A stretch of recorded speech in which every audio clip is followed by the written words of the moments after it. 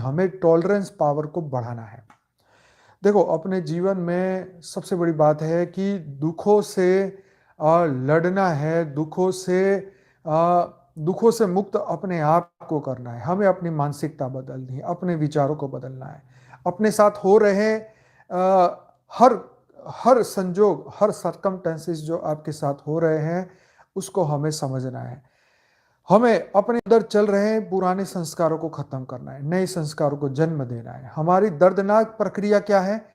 अपने पुराने संस्कारों को बदलना, अपने आप को कंट्रोल करना, अपने आप को समझाना, अपने आप को मनाना। यही दर्दनाक प्रक्रिया है जो कि हमारे मन की विकृति के कारण दर्दनाक है। अगर हम इसको ज्ञान से, विशेष कैरेक्टरों की से समझने की कोशिश करें, बड़े बड़े महान ऋषि मुनि और बड़े बड़े तपस्वी, बड़े बड़े राजा, बड़े बड़े जो हमारे देश में जो कैरेक्टर है, उनके जीवन से अगर हम प्रेरणा ले तो हम अपनी बुरी आदतें, बुरे विचार, मन की विकृतता, हमारे नेगेटिव विचारों के संग्रह, हमारे नेगेटिव संस्कारों को हम बदल सकते हैं। 100% बदल सकते हैं। एक नया संकल्प पुराने कई जन्मों के अंधकार को खत्म कर सकता है। एक नई जागृति, जैसे सम्राट अशोक ने विराट युद्ध देखा, लाखों लोगों को मरते हुए देखा, उसके बाद उसने तय कर लिया कि अब से युद्ध नहीं होगा। यस, और मैं जो है उसका हृदय परिवर्तन हुआ। खैर, उसका हृदय परिवर्तन करने के लिए लाखों लोगों को मरना पड़ा। तो हमें ये समझना है कि हमें अपना हृदय परिवर्तन करने के लिए और जन्म लेने ना पड़े। यही जन्म है, यही आखिरी जन्म है, यही हमारे पास पुरुषार्थ का समय है। यस, आत्मस्वरूप की फूल बनने के लिए कांटों को गले लगाना होगा, मतलब अपनी टॉलरेंस पावर बढ़ाना होगा। हमें कोई कुछ भी कहे, कैसा भी कहे, हमें लोग पागल भी कह सकते हैं, हमें कोई कुछ भी कह सकते हैं, क्योंकि वो एक अपने नशे में जी रहे हैं, एक दौलत के नशे में, एक डिग्री के नशे में, या जो भी उनको अच्छा लगा उसके वासना के समुद्र में, इच्छाओं, कामनाओं, वासनाओं में बहुत मजे से जीवन जी रहे हैं।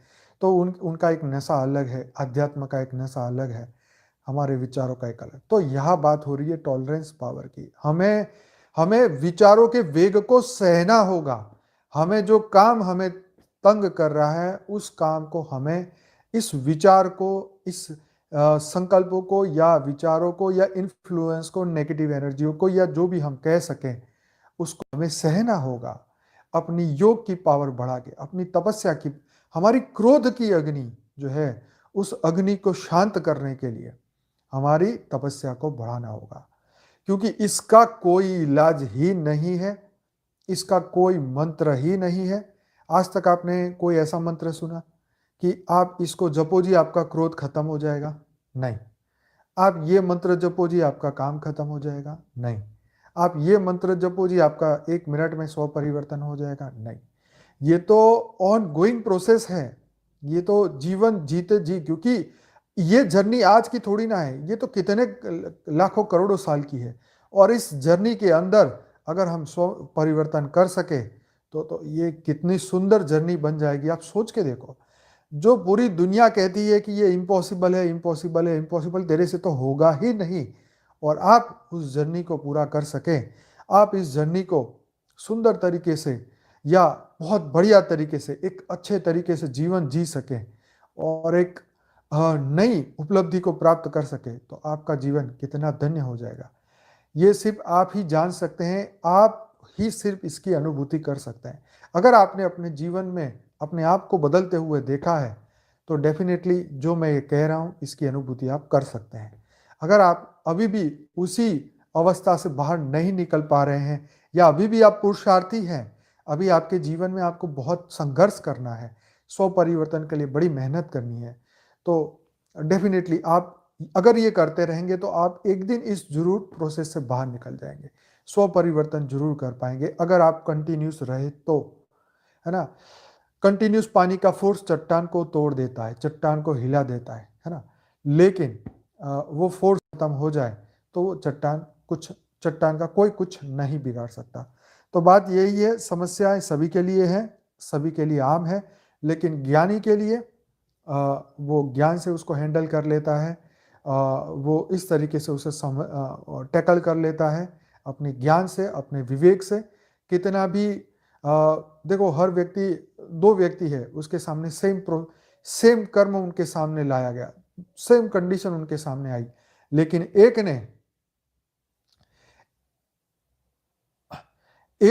अपने आप को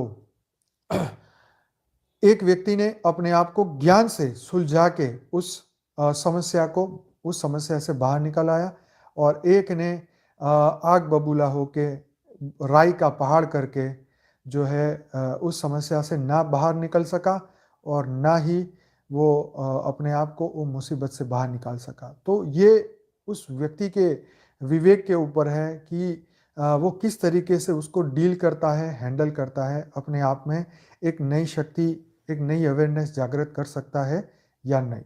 यस, तो continue spiritual worthiness is the key to the self transformation. Yes, तो ट्रांसफॉर्मेशन के लिए आपको खुद ही प्रयत्न करना होगा। देखो, इस कहानी के साथ एक और भी चीज हमने देखी है। जब कौवे, आपने देखा होगा, जब बाज यहाँ धरती से नजदीक उड़ता है तो कौवा उसका पीछा करते हैं, कौवे जो है उसका पीछा करते हैं, तो वो उससे लड़ता नहीं है, वो कौवे से लड़ता नहीं है, वो सीधी अपनी मंजिल ऊपर लेके जाता है, वो धीरे धीरे ऊपर जाना शुरू करता है। फिर कौवे थक के उसका पीछा छोड़ते हैं और नीचे आ जाता है, क्योंकि उसकी औकात नहीं ऊपर जाने की। तो मतलब ये है, आज मैंने एक और सुंदर बात सुनी या पढ़ी कि हमें अपनी एनर्जी रेसिस्टेंस, मतलब बदला लेने के लिए या उसके लिए हमें वेस्ट नहीं करनी चाहिए, अपनी एनर्जी को बचा के रखना चाहिए नए कर्म के लिए।